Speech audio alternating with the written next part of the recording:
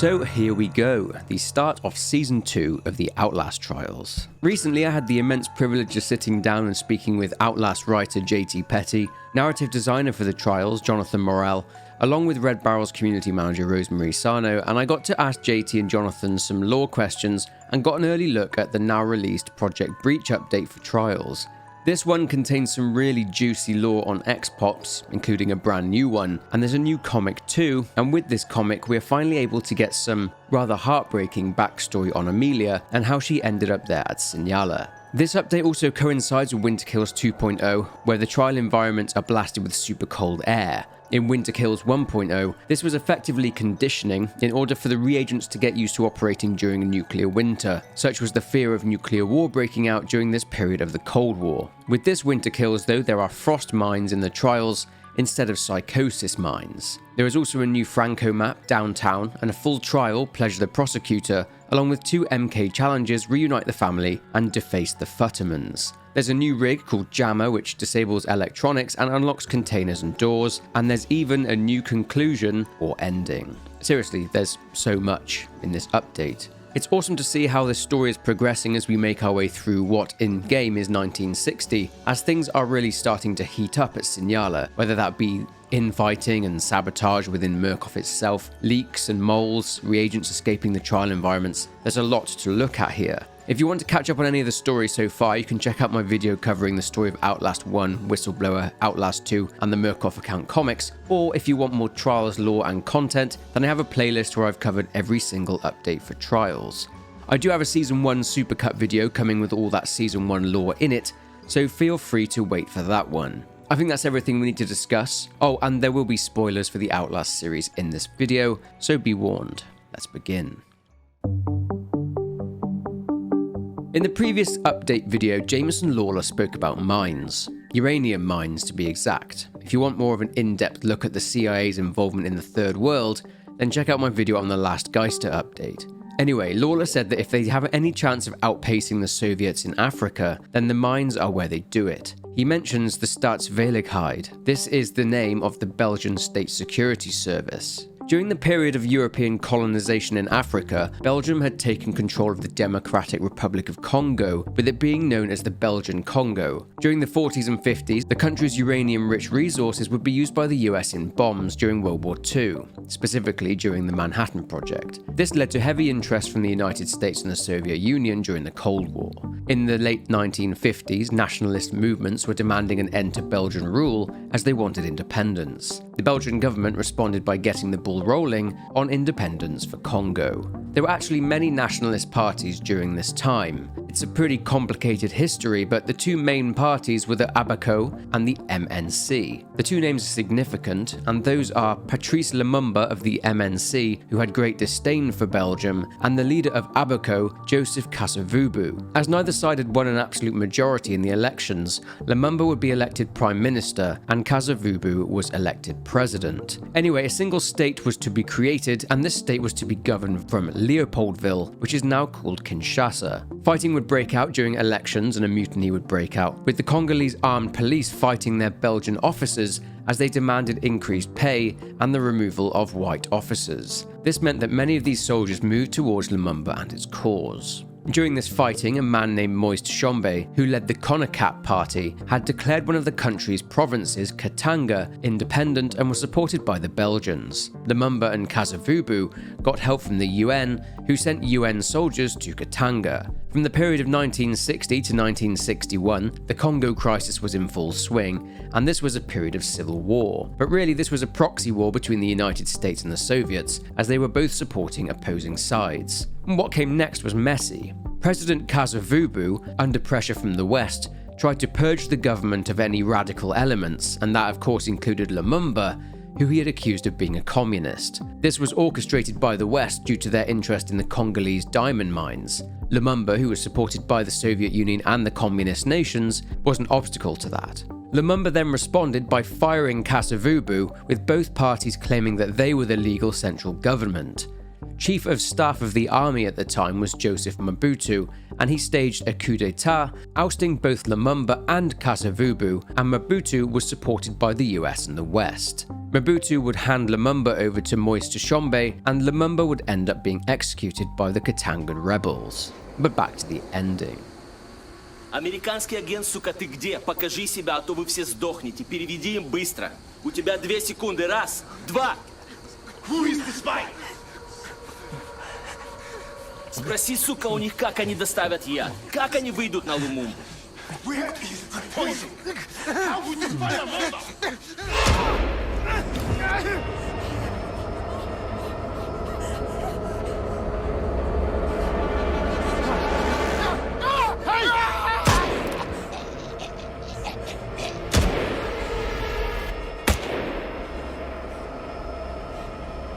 Спроси, что значат эти слова? Паук, глаз, ягненок. What does this mean? Spider, eye, lamp.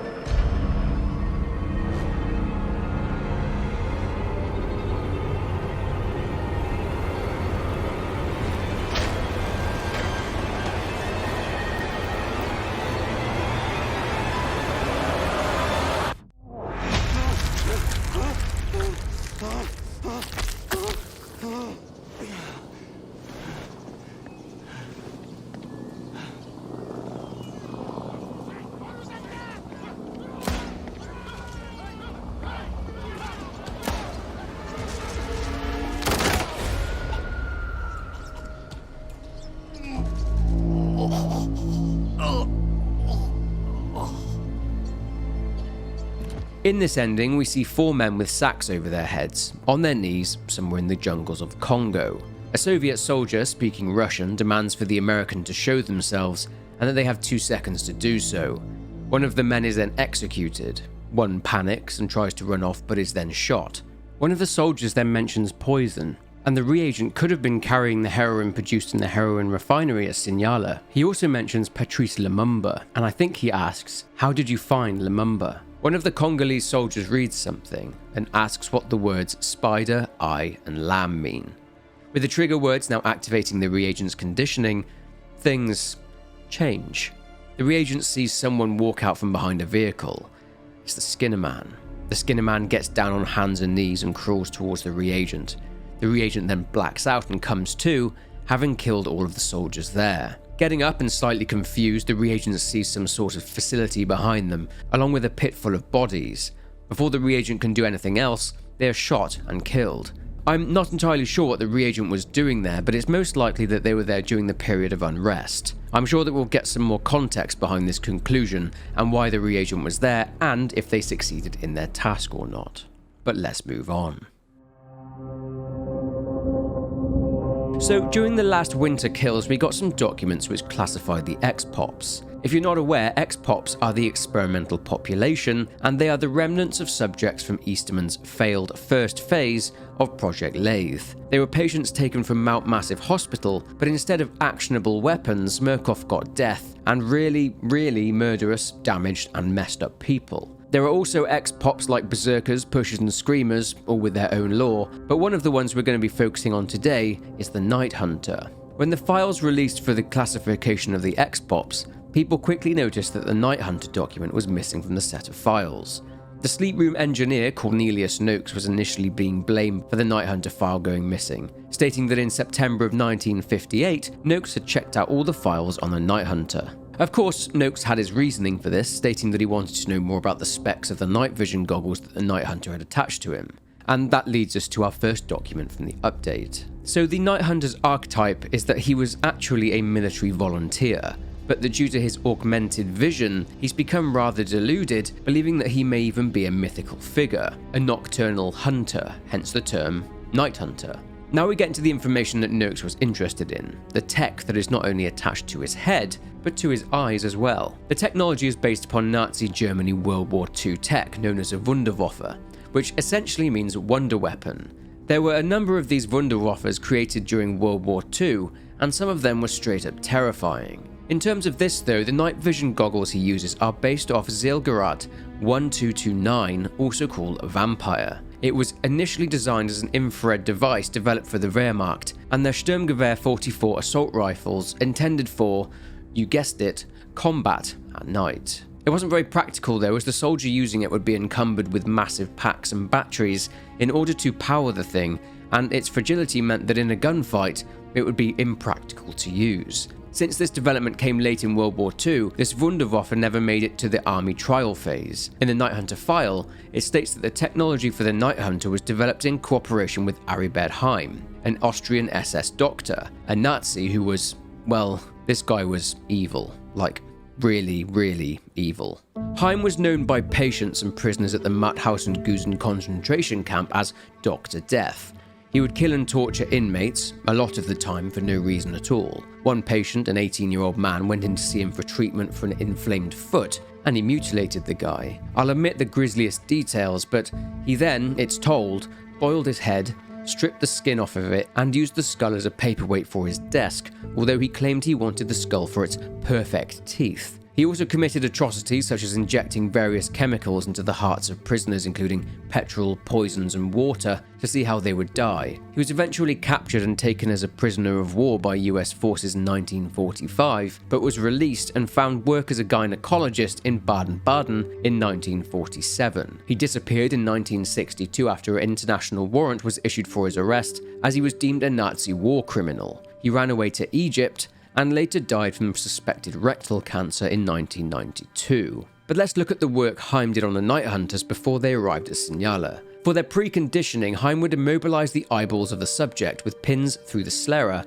which is the white part of the eye and has 4 layers. These pins were inserted into the sclera until the eye muscles would atrophy. This is so undisturbed stimulation can be applied to the retina itself. Since the Night Hunter needs to move the whole head and can't move the eyes, autopsies on deceased Night Hunters showed that the colliculi were enlarged.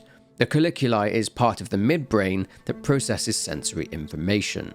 As for his Slavic background, well, many in the community thought that the Night Hunter may be a captured prisoner of war, but that is not the case. The file mentions the Night Hunter potentially having been in contact with a now-dead scientist in Murkoff's research and development team, who filled the Night Hunter's heads with German fairy tales, Teutonic tales. Finally, the Night Hunter's night vision is quite similar to the night vision used by the reagents. Despite this, the Night Hunter still has a significant advantage, and it's thought that this is down to the Night Hunter developing a sort of immune response in the visual cortex.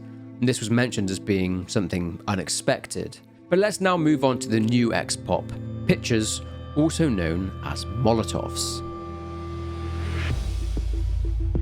So this X-Pop is described as a shaman to a pagan god of fire, seeing the advancements of weaponry such as flamethrowers as evidence of a god of fire existing. The name comes from the fact that the Murkoff staff have instructed them to create firebombs. Therefore, this X-Pop will carry a tank of gasoline. They spit flame through their face mask, which has a nozzle, and is specifically designed to prevent them from actually ingesting the fuel. They cannot speak as they have severely damaged larynxes from ingesting gasoline. According to notes from their interviews, these subjects are obsessed and fascinated by the use of napalm in war. Korea and Japan are a couple of examples, and they are all thought to be responsible for many, many deaths during war. Finally, it's noted that they not only serve fire, but that they command it too, and they hate human contact. We've got very limited information on this X-Pop, but that's it for the new files on X-Pops. Let's move on to 3 new documents that refer back to something from Season 1.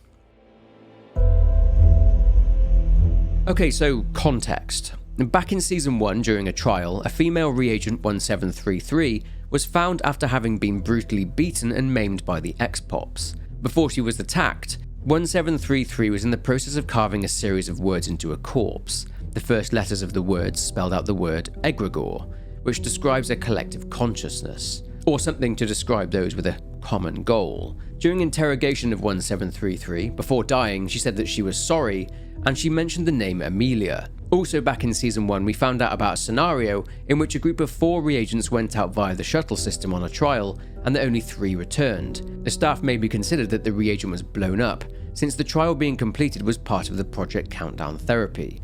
However, they found that a pusher had been knocked out and his gas mask taken, prompting an internal security review and an extensive search.